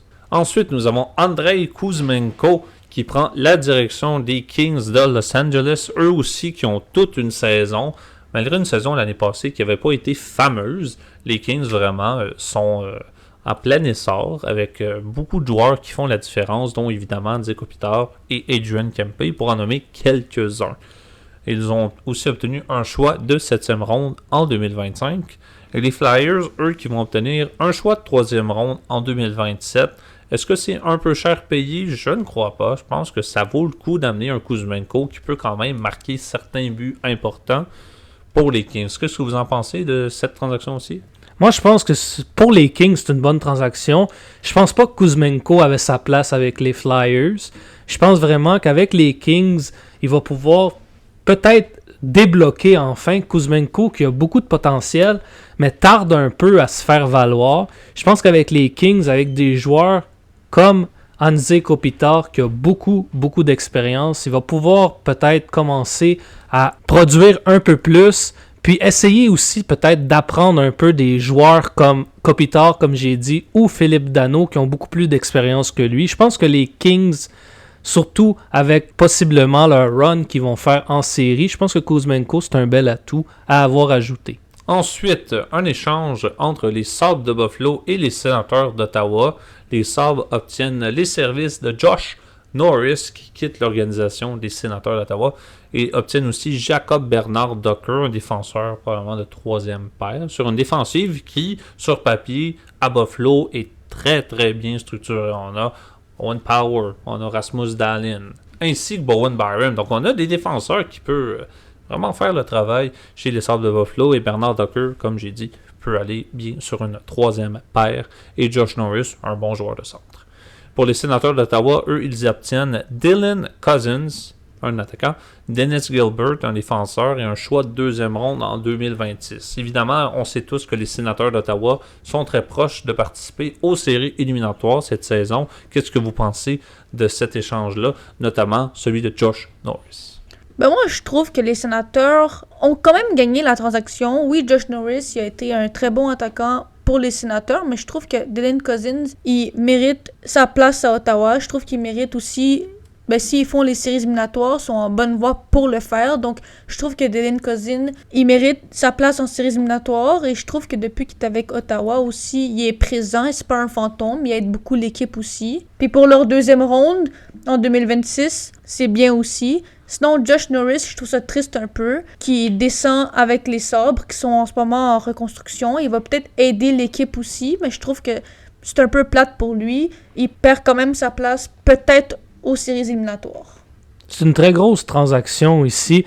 Je pense vraiment que les Sénateurs sont gagnants. C'est plate, comme on dit, pour Josh Norris, qui va devoir un peu s'habituer au déboire des Sabres de Buffalo. Mais je pense vraiment que les Sénateurs trouvaient que Norris était un peu, disons, blessé souvent. Puis je pense qu'ils voulaient un joueur un peu plus dynamique en Dylan Cousins, qui, depuis son arrivée avec Ottawa, fait très bien. Donc je pense vraiment qu'Ottawa voulait faire un gros push offensivement. C'est ce qu'ils ont fait en amenant Dylan Cousins. Et je pense vraiment qu'Ottawa, avec cette transaction-là, se donne beaucoup plus de chances de faire les séries éliminatoires. Ensuite, une transaction impliquant les Jets de Winnipeg et les Penguins de Pittsburgh. Les Jets obtiennent les services d'un excellent défenseur défensif qui, encore une fois, connaît les séries éliminatoires, Luke Schenn, qui va permettre aux Jets vraiment de probablement faire un bon push en série, malgré vraiment les grosses équipes qui vont se présenter en série dans l'Ouest cette année. Et les Penguins de Pittsburgh, eux, qui obtiennent quand même un choix de deuxième ronde en 2026, un choix de quatrième ronde en 2027. C'est quand même cher payé pour un seul joueur, mais c'est quand même Luke Schenn, un excellent joueur défensif. Donc, qu'est-ce que vous pensez de cette transaction-là? Est-ce que ça peut bénéficier des Jets? Et qu'est-ce que vous pensez des Jets, globalement, leur équipe, maintenant qu'ils ont échangé, ou plutôt maintenant qu'ils ont complété leur équipe pour la saison? Pour cet échange, je trouve que les Jets ont bien fait de prendre Luke Schenn, un bon défenseur qui va beaucoup aider aux séries éliminatoires. Je trouve que Penguins se sont vidés, fait qu'on peut dire qu'ils sont en reconstruction un peu, difficulté. Donc le deuxième, quatrième ronde, on verra qu'est-ce qu'ils donnent par la suite pour les Penguins. Mais Luke Schenn, un très bon défenseur qui va aider en séries éliminatoires avec les Jets de Winnipeg. Je trouve que une belle acquisition. Luke Schenn va beaucoup aider l'équipe. L'équipe qui est déjà très bon en plus avec plusieurs victoires consécutives, plusieurs matchs gagnés aussi, une très belle équipe. Donc, Luke Schenn va vraiment compléter la défensive. C'est une excellente transaction pour les Jets. Je pense que Luke Schenn va venir stabiliser vraiment défensivement la défensive justement des Jets. Puis il peut aider beaucoup en séries éliminatoires. Puis on sait que les Jets, l'année passée, en séries éliminatoires, ça avait vraiment mal viré. C'est le cas de le dire. Donc je pense vraiment que Luke Schenn, qui a de l'expérience en séries éliminatoires, qui a gagné la Coupe Stanley, donc je pense vraiment que les Jets, ils ont fait une très belle affaire ici. Et même les Penguins, avec les deux choix repêchage, je pense que les deux équipes sont gagnantes, mais beaucoup plus les Jets. Par exemple, c'est beaucoup plus à court terme pour les Jets. Je pense qu'on y est allé pour cette saison, peut-être la saison prochaine. Mais quand même, c'est une excellente acquisition pour les Jets. Défensivement, Luke Schenn va être un atout essentiel si les Jets veulent se rendre loin en séries éliminatoires. Et les Jets, avec une autre transaction, Brandon Tanev qui revient à la maison. Lui et le Kraken de Seattle, eux, qui obtiennent un choix de deuxième ronde en 2027. Brandon Tanev, un excellent joueur qui va pouvoir peut-être s'inclure sur un troisième trio d'attaquants. Et défensivement, extrêmement bien structuré aussi, Brandon Tanev, qui peut évidemment aller aider la défensive pour ce qui est des infériorités numériques. Et un joueur qui s'est aussi quand même marqué des buts assez importants. Donc pour les Jets de Winnipeg, on obtient et Tanev et Luke Schenn. Vraiment une excellente affaire pour une équipe qui veut vraiment tout faire pour se rendre le plus loin en série cette année. C'est le fun pour Brendan Tanev parce que, comme on dit depuis tantôt, Kraken, ça va moins bien. Je suis pas sûr qu'ils vont faire les séries éliminatoires cette saison. Donc, c'est le fun pour lui parce qu'il va aller sûrement en séries éliminatoires avec les Jets. Les Jets sont une équipe complète. Donc, comme Jay a dit un peu, il va beaucoup aider l'équipe défensivement et offensivement. C'est un joueur très bon, il se démarque bien, bon pour les infériorités numériques. Donc, c'est le fun pour lui vu qu'il va sûrement faire les séries. Fait que les Jets se complètent pour bien faire en série aussi. Moi, je pense que c'est 2 bonnes transactions que les Jets ont fait. Malheureusement, je pense pas que ça va être assez pour rivaliser avec ce que l'Avalanche et les Stars ont fait. Les Stars et l'Avalanche ont vraiment fait beaucoup de transactions, se sont beaucoup améliorés. Les Jets se sont améliorés, bien sûr, avec ces 2 joueurs-là, mais je pense pas que ça va être assez pour réussir à vaincre soit l'Avalanche ou les Stars. Ça reste à voir, bien sûr, mais je pense que les Jets sont allés dans la simplicité au lieu de faire des grands mouvements comme l'Avalanche et les Stars ont fait dans l'Ouest. Maintenant, au tour des Maple Leafs de Toronto, qui ont été, disons, très silencieux pendant cette période des transactions. Scott Laughton des Flyers a rejoint l'équipe, ainsi qu'un choix de 4e ronde en 2025, un choix de 6e ronde en 2027.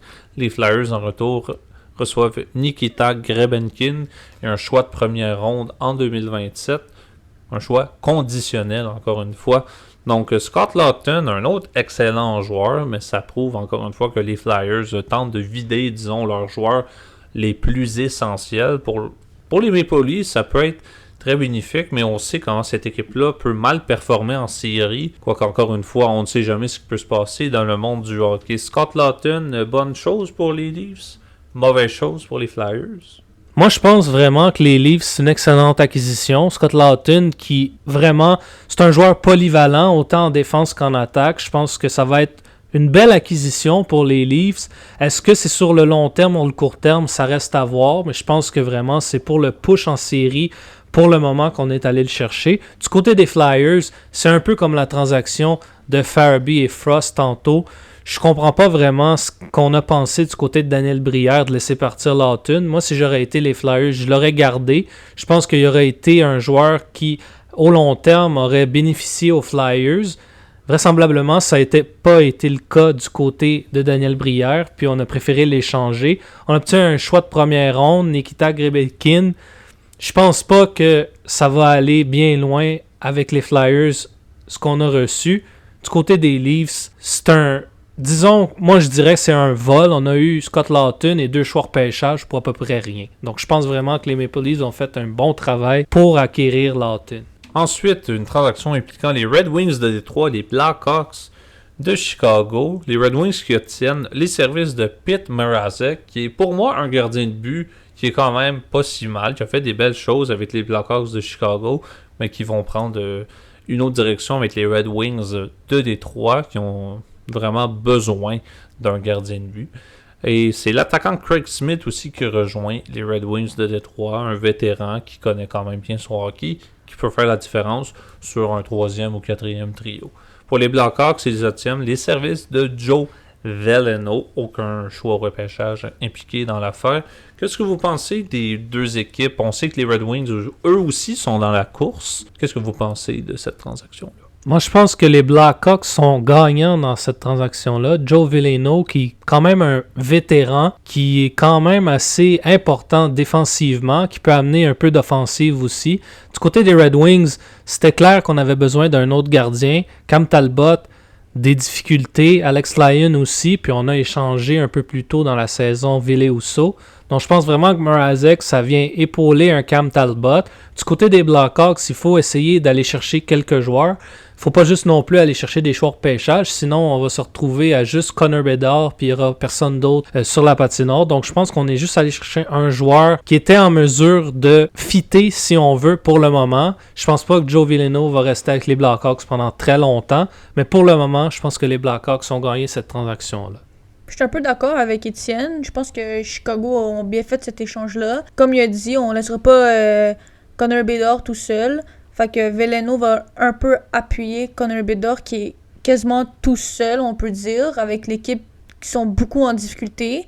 Mrazek, je trouve qu'il mérite sa shot avec Détroit. Je trouve que, comme on dit, Cam Talbot a une saison un peu difficile. Il était un peu meilleur dans les saisons avant, mais il peut toujours se rattraper. Mais Mrazek, je trouve qu'il va bien le soutenir. Et Craig Smith, un joueur qui va un peu aider Détroit aussi, qui joue dans le 4e trio, donc il va donner un petit boost au 4e trio. Donc, une belle acquisition aussi, mais je suis contente plus pour Mrazek, qui va peut-être être le premier ou le deuxième, tout dépendant. Ils vont se partager le rôle de gardien. Ensuite, une autre transaction impliquant les Bruins de Boston dans leur, opération de déménagement. Charlie Coyle prend la direction du Colorado, donc s'en va avec l'Avalanche du Colorado, ainsi qu'un choix de 5e ronde en 2026. Donc l'Avalanche du Colorado, vraiment, sont allés chercher un excellent joueur de centre de 3e trio, même 4e trio, pour un excellent joueur de support, un joueur qui est capable de marquer et de jouer très physique aussi. Et les Bruins, en retour, reçoivent Casey Mittelstadt, William Zellers et un choix de 2e ronde en 2025. Je trouve que l'Avalanche, dans toutes leurs transactions à date, sont vraiment très gagnants. Qu'est-ce que vous en pensez, vous, de l'Avalanche jusqu'à maintenant? Moi, je pense que c'est encore une fois une très grosse transaction. On est allé chercher 2 très gros joueurs de centre en Brock Nelson et Charlie Coyle. Charlie Coyle qui va venir vraiment sur le 3e, 4e trio, stabiliser défensivement l'Avalanche du Colorado. Je pense qu'on a vraiment boosté vraiment l'équipe pour se rendre loin en séries éliminatoires. Du côté de Boston, on reçoit un Casey Mittelstadt qui, avec l'Avalanche, ça n'a jamais fonctionné depuis son arrivée. Et un choix de 2e ronde qui peut être intéressant. William Zellers, lui, c'est un prospect à devenir, donc on verra. Mais je pense que les Bruins, encore une fois, c'est une façon de nous démontrer qu'ils abandonnent un peu sur cette saison-ci, malgré leurs quelques bons résultats dans les derniers matchs. Mais quand même, l'Avalanche qui fait encore une fois toute une affaire ici. Ensuite, une petite transaction entre les Blue Jackets et les Sharks. Luke Kunin prend la direction de Columbus, lui qui peut amener beaucoup de soutien à l'équipe. Et les Sharks, en retour, obtiennent un choix de 4e ronde en 2025. Une transaction tout au plus qui peut avantager et les Blue Jackets et les Sharks. Les Blue Jackets, eux aussi, qui foncent directement vers les séries avec d'excellentes performances dernièrement. Luke Kunin ne peut qu'aider l'équipe.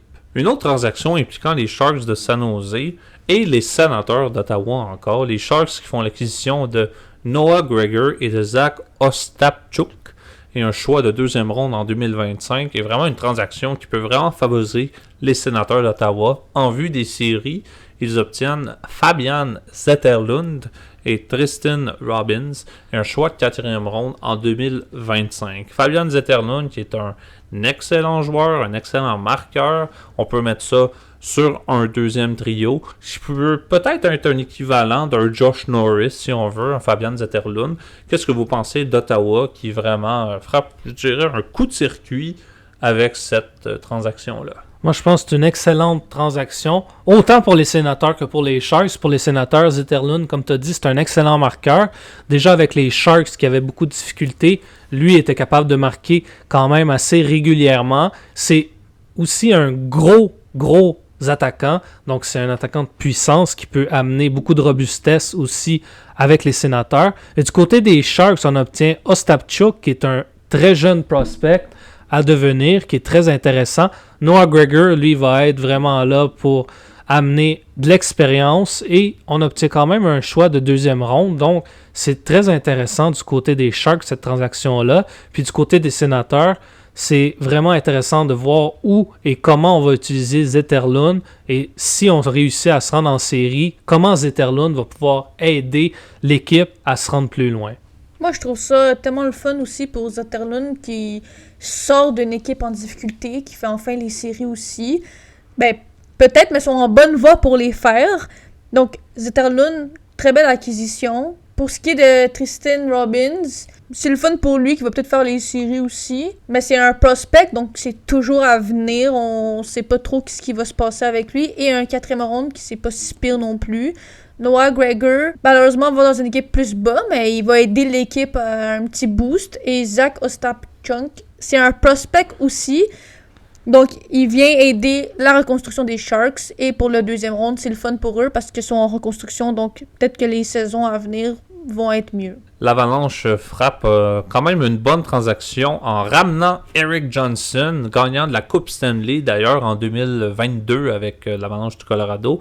Les Flyers, eux, en échange, reçoivent les services de Giovanni Smith pour aller aider une équipe des Flyers qui s'est vidée, mais qui reste quand même compétitive dans l'Est malgré leur bas classement. Vraiment, pour l'Avalanche du Colorado, un défenseur défensif, Erik Johnson, ça ne peut qu'amener que du bon. Erik Johnson qui a été un joueur extrêmement utile lors de leur conquête en 2022 de la Coupe Stanley. Donc, on a toujours confiance en Erik Johnson, un vétéran, bon défenseur qui sait mettre sa touche offensive aussi quand il faut. Une transaction un peu plus mineure entre les Rangers et les Sabres. Les Rangers de New York obtiennent Nicolas Aube-Kubel, un joueur potentiellement de 3e, 4e trio. Les Sabres, en échange, obtiennent Erik Brannstrom qui redéménage encore. Donc, les Sabres qui, comme j'ai dit, défensivement sur papier, ont une bonne défensive. Erik Brannstrom, très défensif. Donc, encore une fois, une transaction, oui, mineure, mais qui peut amener certains avantages autant aux Sabres de Buffalo qu'aux Rangers de New York. Et maintenant, vraiment, la grosse, en tout cas, une des très grosses transactions cette année entre les Stars de Dallas et les Hurricanes de la Caroline. Les Stars mettent la main sur Mikko Rantanen, en plus de l'avoir signé à long terme. Un contrat, je pense que c'est 12 millions par année pendant 8 années. Donc vraiment, les Stars, un coup de circuit, si c'est pas dans les prochaines années, leur meilleur marqueur pendant les prochaines saisons. Et les Hurricanes de la Caroline vraiment obtiennent un très bon deal. On obtient Logan Stankoven, un choix de première ronde en 2026 et en 2028. 2 choix de première ronde conditionnels, un choix de troisième ronde en 2026, un choix de troisième ronde en 2027. Pour les deux équipes, vraiment, un home run. Mikko Rantanen avec les Stars, depuis qu'il est là, ça va extrêmement bien. Rantanen, comme j'ai dit plus tôt, un joueur offensif dans une équipe offensive, ça ne peut amener que du bon, n'est-ce pas? Mais vraiment, Rantanen qui avait eu, oui, des difficultés avec les Hurricanes, système beaucoup plus défensif, mais depuis qu'il est avec les Stars de Dallas, ça va quand même relativement assez bien en 2 matchs. C'est 2 buts, 1 passe pour 3 points. Donc ça va quand même assez bien à ce point-là. Rantanen qui peut vraiment être un joueur d'importance en série. Les Stars qui mettent vraiment tout le paquet. Oui, on s'est débarrassé de Stankoven, qui d'ailleurs, lui, avait eu ses premiers points avec The Hurricanes. Donc bonne chose pour lui. Un attaquant qui a une extrêmement belle vision du jeu. Plusieurs choix, oui, qui peuvent être très bien pour les Hurricanes, qui peuvent aller chercher des joueurs d'importance à ce moment-là. Mais vraiment, une des plus belles transactions qu'on a vues dans la Ligue nationale de hockey, dans la décennie, je dirais. Qu'est-ce que vous avez à dire sur Mikko Rantanen et les Stars? Ben moi, je trouve que c'est une belle acquisition pour les Stars. Mikko Rantanen qui a coûté quand même cher, avec Logan Stankoven, 2 premières rondes et 2 troisième rondes. Donc moi je trouve que c'est une belle acquisition pour les Stars. Il y a beaucoup de gens qui couraient après Rantanen aussi. C'est un joueur très populaire parce qu'il est très doué. Donc ça fait juste donner un gros boost pour les Stars. Il y a déjà des points avec les Stars aussi. Donc très belle acquisition. Et Logan Stankoven aussi, un très bon attaquant qui va aider les Hurricanes aussi. Moi je pense que c'est une excellente transaction pour les Stars, qui viennent, selon moi, avec cette transaction-là, de passer numéro 1 dans l'Ouest en tant que favori pour aller en finale de la Coupe Stanley et même peut-être pour la remporter. Mikko Rantanen, qui est excellent, et on l'a vu dès son premier match avec l'équipe, a réussi à marquer un excellent but. Donc je pense vraiment que les Stars ont mis tout le paquet pour avoir Rantanen et c'est excellent pour eux. Du côté des Hurricanes, malgré d'avoir perdu Rantanen et d'avoir perdu, coïncidemment, Martin Necas, c'est quand même un très bon échange pour eux avec ce qu'ils ont reçu. Logan Stankoven, c'est un très jeune joueur prometteur qui fait bien depuis la saison dernière dans la Ligue et on a obtenu 4 choix au repêchage. Donc, malgré d'avoir perdu Rantanen, je pense que les Hurricanes ont eu une excellente transaction. On aurait bien sûr aimé vouloir garder Rantanen, je suis sûr, mais je pense que ce qu'on a reçu en retour, c'est pas autant bon que lui, ça c'est sûr et certain, mais pour le futur, ça peut le devenir. Une autre transaction un peu plus mineure, les Devils du New Jersey mettent la main sur Daniel Sprong, Encore une fois, un attaquant de potentiel 3e trio, même un 4e trio en tant que joueur de soutien. Le Kraken de Seattle, eux, obtiennent un choix de 7e ronde en 2026. Donc Sprong, comme j'ai dit, en joueur de soutien, peut amener un certain jeu un peu plus peut-être physique aux Devils du New Jersey qui vont tenter d'avoir des belles séries éliminatoires cette saison, malgré la perte de Hamilton et de Jack Hughes. Ensuite, une transaction impliquant les Bruins de Boston. Eux mettent la main sur Henri Jokiharju des Sabres de Buffalo qui, eux, obtiennent un choix de 4e ronde en 2026. Jokiharju, un bon défenseur défensif. Qu'est-ce que vous pensez de l'acquisition des Bruins? Moi, je pense que on a vu les Bruins faire beaucoup de transactions durant la période des transferts. Je pense vraiment que cette transaction-là, c'est celle qui avantage le plus les Bruins. Henri Jokiharju, qui avec les Sabres avait quand même un rôle assez important. C'était pas le plus important, c'est sûr, parce qu'on a Rasmus Dahlin et Owen Power et Bowen Byram. Mais je pense qu'avec les Bruins, Jokiharju pourrait avoir une importance, certainement défensivement, mais peut apporter aussi en offensive. Donc je pense que c'est une très bonne transaction pour les Bruins. Une des très bonnes qu'ils ont faites cette saison. C'est pas une bonne affaire pour les Bruins de Boston avec Jokiharju, eux qui ont échangé un autre de leurs bons défenseurs, Brandon Carlo, aux Maple Leafs de Toronto. Les Bruins, eux, en échange ont eu Fraser Minton, un prospect, un choix de première ronde en 2026, un choix conditionnel, ce qui peut les aider vu que les Bruins, en termes des choix, c'est pas une des équipes les plus favorables, et ainsi qu'un choix de 4e ronde en 2025. Les Maple Leafs qui, eux aussi, défensivement, c'est pas totalement la saison de rêve. Donc, amener un joueur comme Brandon Carlo, un gros joueur comme Brandon Carlo en termes de physique, ça peut vraiment amener quelque chose de bien à l'équipe. Qui ont déjà amené quand même un bon défenseur du type offensif, Oliver Ekman-Larsson. Donc, on verra ce que ça va donner en termes de défense en série éliminatoire pour les Leafs. Moi, je pense que c'est une très bonne transaction, autant pour les Leafs que les Bruins. Pour les Leafs, c'est bien sûr présentement et pour le futur. Je pense que Carlo, avec sa grandeur, sa portée et son jeu défensif, ça va être excellent pour les Leafs qui en ont besoin défensivement. Et pour les Bruins, c'est vraiment pour le futur. Fraser Minton, c'est un excellent prospect qui est sur le point de faire son entrée dans la Ligue nationale avec 2 choix au repêchage en plus. Je pense que les Bruins ont fait une bonne affaire. Je crois pas que c'était l'échange à faire, par exemple. Je pense que Brandon Carlo aurait dû rester avec les Bruins, mais vu la situation des Bruins, je pense qu'on a préféré le laisser partir. Puis on a quand même reçu d'excellents atouts en échange. Et finalisons cet épisode des transactions dans la Ligue nationale de hockey avec vraiment la transaction qui fait le plus parler. Brad Marchand rejoint les Panthers de la Floride. Juste le dire, c'est quand même assez quelque chose. Brad Marchand qui a été le capitaine des Bruins de Boston depuis le départ de Patrice Bergeron. Il a été vraiment une pierre angulaire de cette équipe pendant plusieurs années, un champion de la Coupe Stanley en 2011 avec les Bruins. Vraiment un joueur qui a marqué les esprits des fans au TD Garden pendant plusieurs années. Et les Bruins reçoivent un choix de 2e ronde en 2027 conditionnel contre leur capitaine. Encore une fois, est-ce que ça envoie un message au vestiaire? Je pense que non. C'est pas la raison pourquoi c'est arrivé. Mais je pense que ça prouve, cette transaction-là, que Don Sweeney n'est pas la personne pour diriger une équipe de hockey. Don Sweeney, depuis le début de la saison, on se souvient de l'épisode de Jeremy Swayman, où est-ce qu'on a eu énormément de difficultés à signer son contrat. Ça montre un peu qu'est-ce que les Bruins, qui dirige en fait les Bruins. On a vidé une énorme partie de l'équipe. Je pense qu'il reste seulement 3 ou 4 joueurs de la saison de 65 victoires des Bruins de Boston. On s'entend, c'était il y a seulement 2 ans. Cette saison-là, 65 victoires, un record dans la Ligue nationale de hockey, qui a malheureusement mal fini en cette partie contre les fameux Panthers de la Floride. Vraiment toute une histoire quand même. Mais on obtient Brad Marchand contre un choix de 2e ronde conditionnel. Qu'est-ce que vous pensez honnêtement du travail des Bruins sur cet échange?